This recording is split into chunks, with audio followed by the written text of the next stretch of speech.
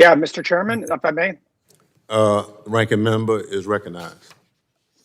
Thank you, Mr. Chairman. I just want to talk generally about this for a moment because it's a weird situation.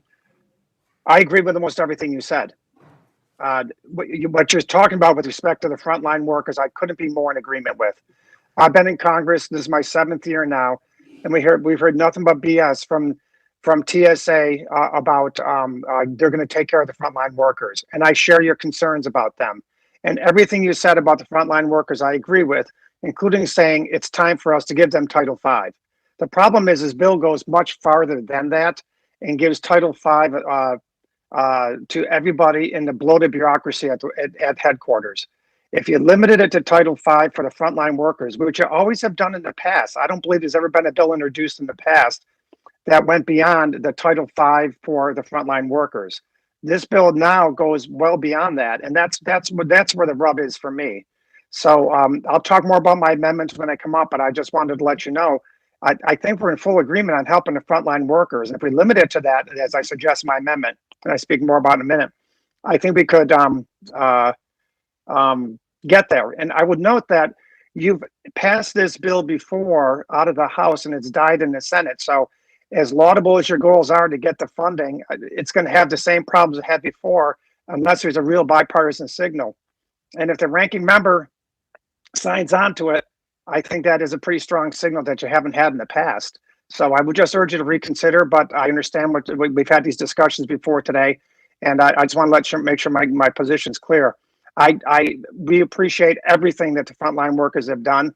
I'm more than impressed with their dedication to duty, and it's not lost on me how many people have lost their lives during COVID because of being exposed to COVID, but while doing their job and keeping us safe. But this bill goes far beyond, and if we have a hard enough time getting funding for the frontline workers with your previous bills, how are we going to get people to go and give a lot more money to cover everyone else that this bill would cover if it went to the Senate? And with that, I yield back and I look forward to speaking more on my amendments in a moment.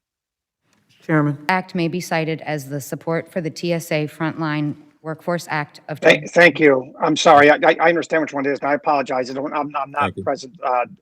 So thank you very much for that accommodation. Gentlemen, all right. Thank you, Mr. Chair. Here is this amendment would significantly improve morale for TSA by granting transportation security officers, which is obviously the subject of our discussion today, federal air marshals, a 5% pay increase in year one, 5%, followed by 3% pay increases the following 4 years. So you're talking about 17% pay increase over a 5-year period, at least that.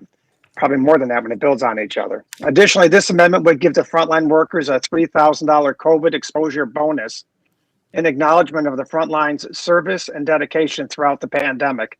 Lastly, this amendment authorizes TSA to utilize a passenger security fee to pay TSOs during a government shutdown.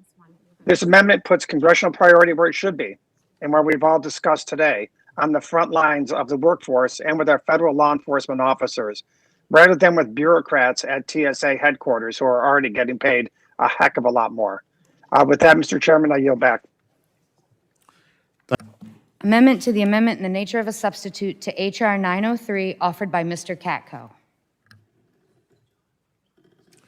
without objection, the amendment will be considered as read. The chair recognizes the gentleman from New York, the ranking member, for 5 minutes.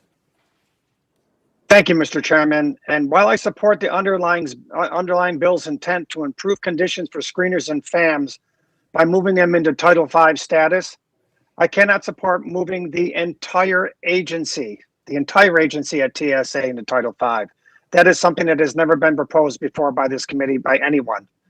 In my years of oversight experience with TSA, I found the agency's headquarters to be bloated and oftentimes wasteful and plagued by bureaucratic inertia. Unlike the frontline employees, DC-based bureaucrats under Title V have traditionally proven to be ineffective, inefficient, and shielded from discipline and accountability. I believe existing issues with headquarters to be related to TSA's common practice of aligning policies for headquarters staff with Title V as much as possible, which has led to frustrating inefficiencies. I'd like to work with my colleagues on this committee to develop legislation that would more effectively hold headquarters personnel accountable, but I fear that if the agency enters Title V in its entirety, which again, I'll stress is the first time this has ever been proposed, we will lose authority and limit options to hold TSA management accountable. My amendment would limit the move to Title V to only the frontline workforce like screeners and FAMs.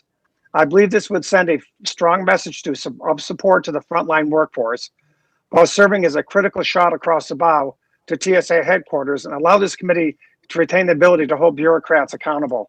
And Mr. Chairman, I'll note that all the discussion today is completely in alignment with what I'm saying, except perhaps what some of the things you said. Sheila Jackson Lee spoke twice, my colleague and friend. Her entire discussion was about protecting the frontline TSO workers. Jeff Van Drew spoke passionately about protecting frontline TSO workers. Mr. Correa, my friend and colleague, spoke passionately about protecting frontline workers. None of them said anything about dealing with the bureaucrats at headquarters. I think everyone wants to help the frontline workers. And that is exactly what this amendment does. It's not a gimmick by me. And I'll reiterate again, this is the first time a ranking member or a Republican chair has ever supported Title V funding for frontline workers. I think would send a very powerful message to the Senate that there is bipartisan agreement for this at the leadership level. And I would urge my colleagues on the Democratic side, you're my friends, you're my colleagues. I don't often drag out these hearings like this, but I believe strongly that these workers need to get paid, and and I agree with all of you about what they've been through and what they deserve, and they don't deserve what they're getting now. But what we've done, we're throwing the baby out with the bathwater, making it even more difficult than in years past, where you haven't been successful in getting Title V funding for the frontline workers. You're making it that much more difficult by layering on hundreds of millions of dollars more to pay people at the front line at the headquarters who no one is arguing is underpaid. If anything, they're overpaid. And so the whole genesis of my argument today was that I was sick and tired of the bureaucrats at TSA giving me assurances that they were going to properly pay these workers so they didn't need Title V. I now am done with that argument. And that's why I'm supporting this amendment. Give the workers Title V funding. Send a signal to the Senate that we, at the leadership level, as well as people in the Republican Party, want to give Title V funding to the frontline workers. And I think it's far past due, and it'll give it a better chance of passing. If you don't, like I said, I feel we're going to throw a baby out with the bathwater.